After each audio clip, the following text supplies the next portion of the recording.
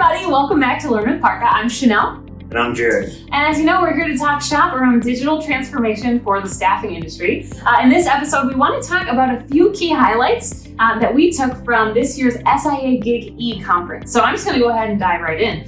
Highlight number one was all around Gen Z. So Gen Z is going to make up the majority of the global workforce here in the next short few years. This is a generation that was born basically with technology at their fingertips.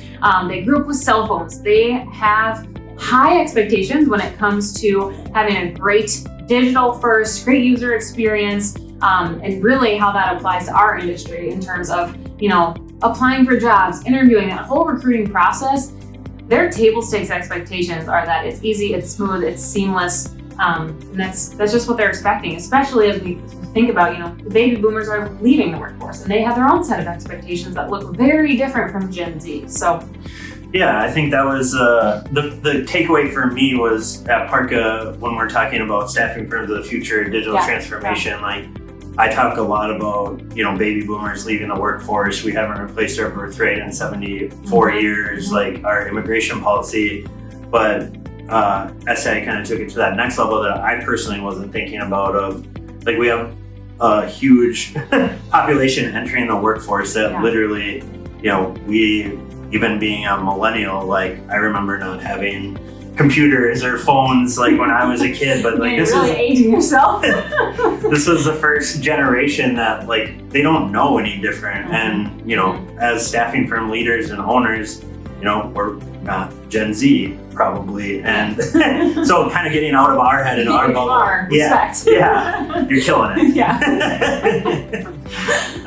Which brings us into the next takeaway was digital platformization of staffing. And there's a kind of a chart that I've seen in several different places of digitalization and then employer of record and having kind of that platform up on the top left, highly digitalized, but freelancers, 1099. Your Upwork, your Top Tool. Yeah, those Field Nation. And then on the bottom right, you have staffing firms that, are established in terms of employer of record and how the system works, but not very digital focused. And really, the digital platforms are trying to figure out how do we add recruiters into the process to create a more human experience, and staffing firms need to up the ante in terms of how they're focusing on digital transformation, and that upper right quadrant is kind of the future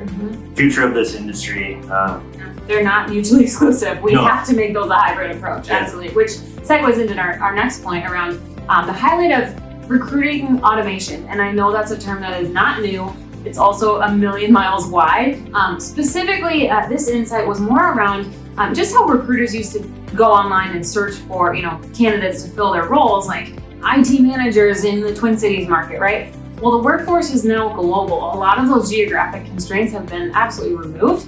And so that's a ton of manual effort for your recruiting team to go and source all of those candidates, especially when we look at the vast talent shortage that there is in the market right now. There are 10 open nursing roles for every one nurse, and you look at that applying to the IT industry, the aviation industry, and piloting jobs across the board. That is very much a prominent trend. And so the more you can automate repeatable, scalable tasks to free up your recruiter's time to do the most important things that do require that manual or personalized touch, it's increasingly critical.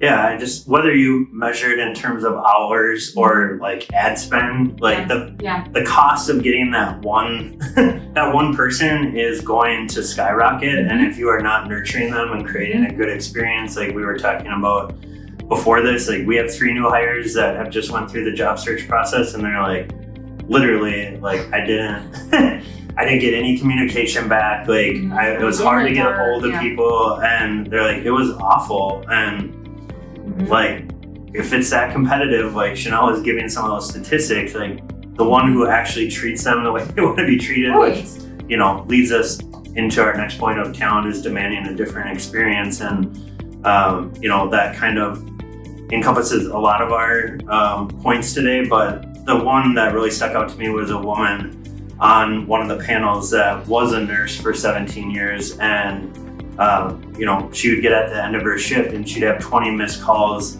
from recruiters, and it was 10 o'clock at night, so all the recruiters were gone. And she didn't know where she was going to work the next day. She couldn't get a hold of anyone.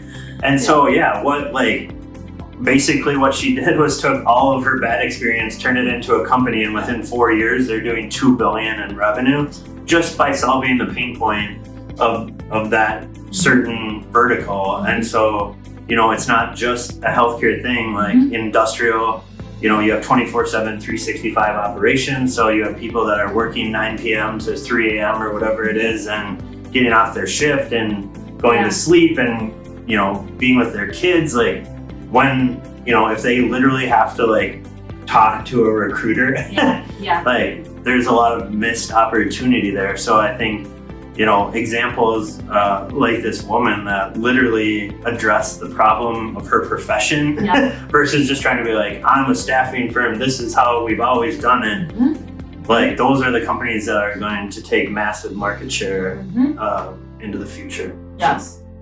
The next pilot was around being early to transformation, being early to adopt these really important things for our industry right now. I think we all hear it said far too often that digital transformation has been at the forefront for years now. If you're not there, that ship has sailed. And that, we're here to tell you that's fake news, that's not the truth.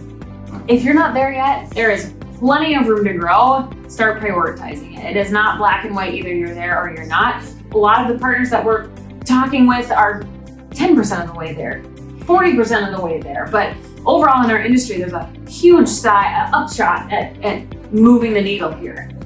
Yeah, they say it I've been saying we're 5% of the way into the adoption curve, but it was good to hear the reiteration that hey, we're in the first inning, or we're 20% of the way there. But no one's saying we're 90% of the way there. It's this is the beginning stages, and we don't know exactly what it's going to look like. But I think that's the importance. If you believe in automation, but you're I can't do it because my data is bad. Well, there's a lot of companies that can help you get your data cleaned up. If you're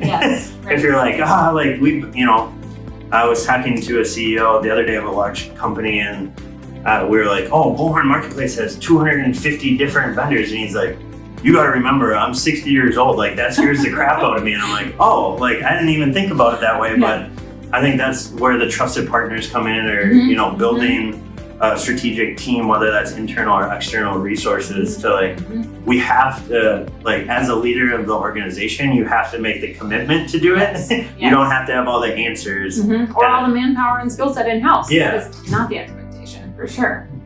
Our last is direct sourcing. So there was a conference before Gig-E called SIA CWS, where it was a huge topic, and then also at Gig-E. But the point specifically that we wanted to make was just, these big companies have shareholders that they have to report to, and, they have revenue goals and all that. And, I think we've made the point today that talent is scarce and it's not going to get better.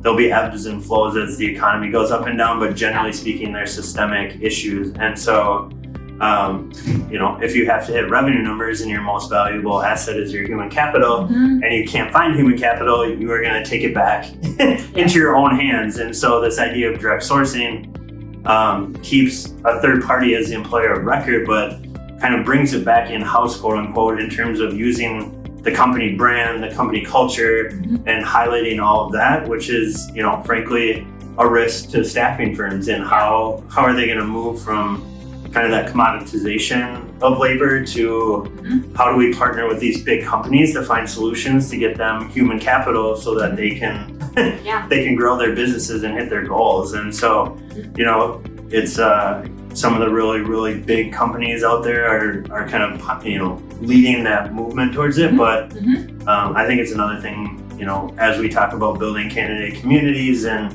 your own brand as a staffing firm, and, the things that we do as digital transformation consultants at Parka, we got to take it into consideration. So. Yeah, the long and short is that the workforce has changed, and we as a staffing industry have to rise up to meet the moment and to start to start moving the needle here, because the workforce needs it and we need it as a world. The good news is that there's nowhere to go but up. There's only upside here. And Q4 is a great time to be having these conversations and thinking through how we're going to plan for 2023 to start making some headway here. So that's what we've got for you this week. Feel free to reach out to us on LinkedIn or visit parkermarketing.com to learn more. Otherwise, we will see you guys next time.